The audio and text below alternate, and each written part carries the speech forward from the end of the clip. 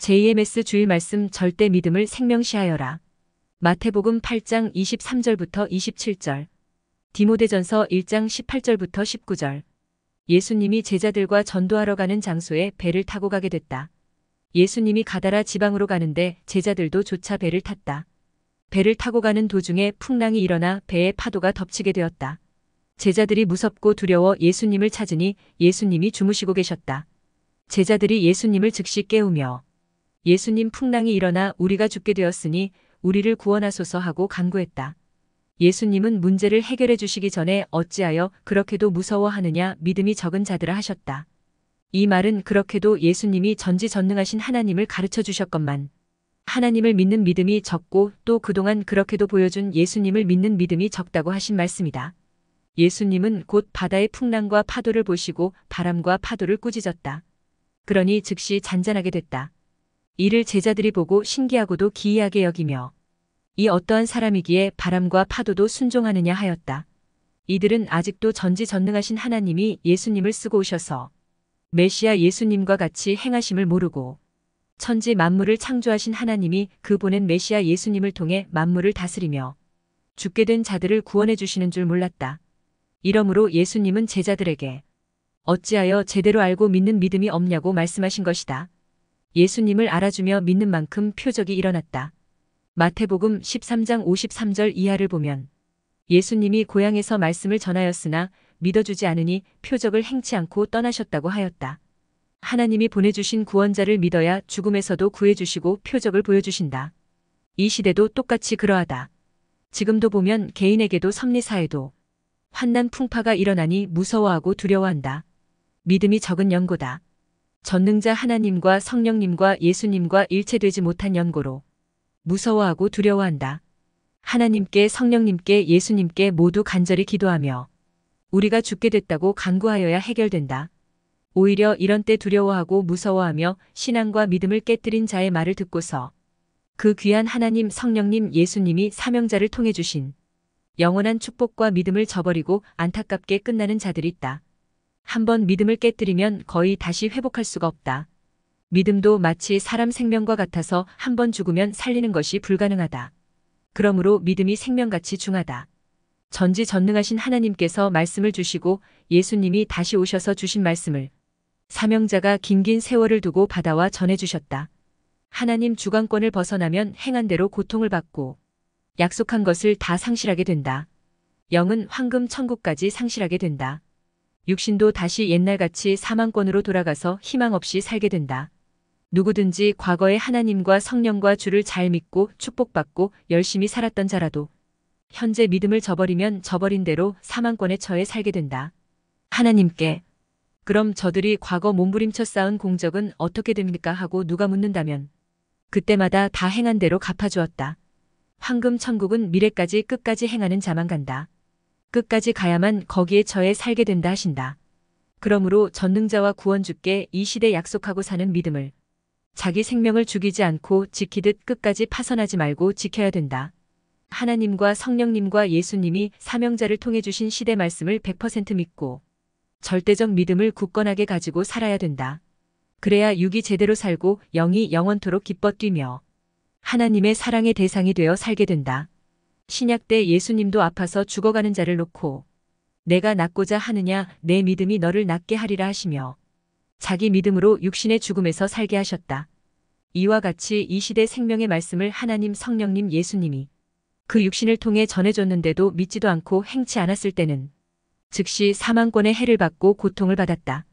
반면 사망권에 있는 자에게 생명의 말씀을 전해주어 그가 절대 믿고 행하면 즉시 사망권에서 육도 영도 나와서 고통이 끝나게 된다. 사망권에서 나와서 하나님과 메시아를 믿으면서 고통을 받는 것은 의를 위해 고통을 받는 것이고 더 좋은 구원을 이루기 위해 고통을 받는 것이다.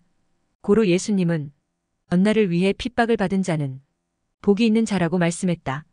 또 예수님은 말씀하시기를 죄를 지은 자가 진실로 회개하면 정말 100% 용서해 준다 하셨다. 100% 용서해 주지 않으면 100% 구원을 받지 못하기 때문이다.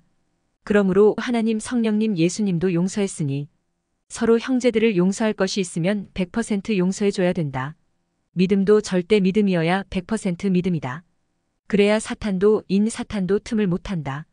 절대 믿음을 지키고 사랑을 지키면 하나님도 성령님도 예수님도 절대 사랑의 대상으로 삼고 같이 살아준다 하셨다. 그러나 믿음을 깨뜨리면 모든 것이 끝난다. 예수님도 메시아이지만 어려운 고통, 환난, 억울함을 당했다. 그래도 믿음 100% 그대로였다. 하나님께서 도울 자를 100% 돕고 사랑하시며 어디를 가든지 함께 가서 같이 해주어 결국 다 이기게 해주신다. 그러므로 예수님도 선지자들도 그 어떤 자들도 모두 그 시대의 환난을 이기고 구원받고 살았다. 신앙의 뿌리는 믿으면서 시작한다. 전도자가 말씀을 전할 때 잘 전해줘야 된다. 잘못 전해주면 안 믿게 된다. 마태복음 13장 47, 48절에 보면 예수님은 바다에서 고기를 잡으면 좋은 고기만 취하고 나머지는 바다에 넣어주어 거기서 살게 하라고 했다. 또 천국은 마치 바다에 치고 각종 물고기를 모는 그물과 같으니 그물에 가득함에 물가로 끌어내고 앉아서 좋은 것은 그릇에 담고 못된 것은 내어버리느니라. 돌박 같은 마음, 가시덤불 같은 마음, 길바닥 같은 마음을 가진 자들에게는 복음의 씨를 뿌려도 헛수고를 하게 된다. 옥토박 같은 마음을 가진 자에게 복음을 전해야 된다. 100% 신앙과 믿음을 갖게 해주려면 말씀을 제대로 가르쳐줘야 된다. 이 말씀과 복음이 어떻게 처음에 시작됐나를 확실하게 가르쳐줘야 된다. 하나님 성자 예수님이 시작하셨다. 믿음이 깨지는 자를 보면 첫째 말씀을 제대로 모르고 말씀을 생명시하며 실천하지 않아서 거목 믿음이 안 되고 결국 약해서 넘어진 것이다. 둘째 어떤 자는 분위기 신앙을 한 자다. 셋째 어떤 자는 제대로 하나님 성령님 성자 예수님과 시대 사명자를 몰라서 믿음이 깨지게도 된다. 절대 금 같은 믿음은 절대 변하지 않는 것이다. 오늘 본문 말씀같이 믿음이 적은 연고로 걱정하고 두려워하고 어둠의 사탄과 인사탄에게 자기가 그동안 몸부림치고 지켜온 믿음을 뺏겨 무릎 꿇고 항복한 자가 되기도 한다. 그때부터 이긴 자의 종이 되어 그 주관을 받으며 사망권에서 자기 행위대로 고통을 받으며 살게 된다. 곤고함, 허무 마음과 육의 고통 등 지상 지옥의 고통을 받게 된다.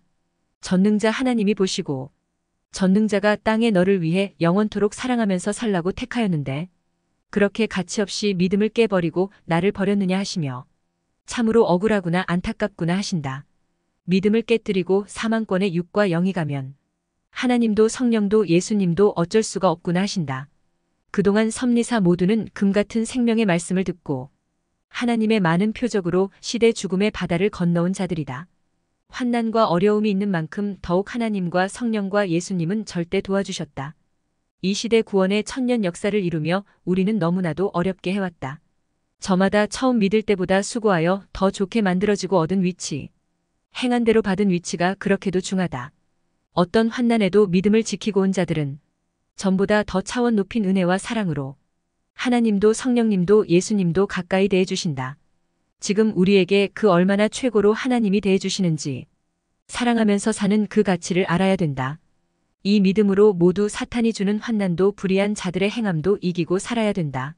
절대 하나님 성령님 예수님의 사랑을 끊고 믿음을 깨뜨리면 그 영은 영원한 사망으로 간다. 환난 때 어려운 때 힘든 때 절대 하나님과 성령님은 더욱 함께 해주신다. 끝까지 돕고 함께 역사해 주신다.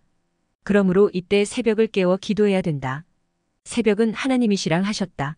하나님은 새벽을 깨우라 기도하라 하셨다. 하나님은 육이 어떤 고통을 당할지라도 영을 구원하여 살리는 것을 최우선으로 하여라 하셨다. 아멘.